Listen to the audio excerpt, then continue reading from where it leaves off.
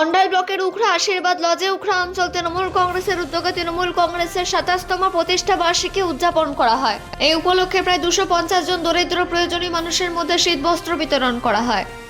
এই অনুষ্ঠানে উখড়া গ্রাম পঞ্চায়েতের উপপ্রধান শরণ সাইগল বলেন, আজ তৃণমূল কংগ্রেসের জন্য একটি অত্যন্ত বিশেষ দিন, কারণ আজকের দিনে তৃণমূল কংগ্রেসের প্রতিষ্ঠা হয়েছিল।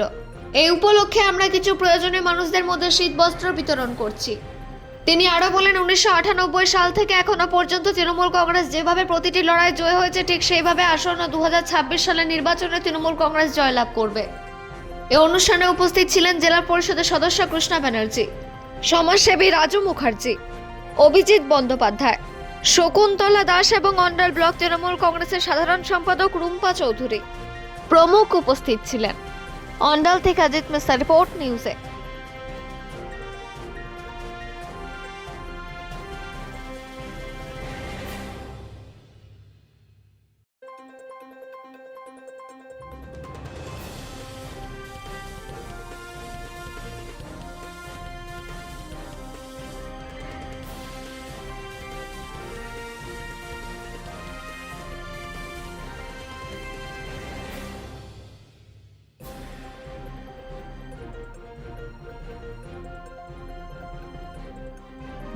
আমাদের দলের তৃণমূল কংগ্রেস পার্টির আজ 29তম জন্মদিন।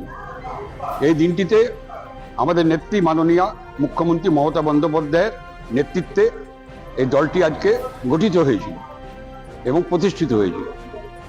সেই উপলক্ষে আজকে আমরা 1 জানুয়ারি এমনি সাধারণ মানুষের আপামর জনসাধারণের শান্তি ভালোভাবে থাকা কামনা করছি। তার সঙ্গে সঙ্গে আমাদের দল যাতে আগামী দিনে যেভাবে দল মানুষের পাশে থেকে সেবা করে ক্ষমতায় প্রতিষ্ঠিত হয়েছিল 2026-এর নির্বাচনে, সেইটাই আমরা আজকের দিনে কামনা করছি।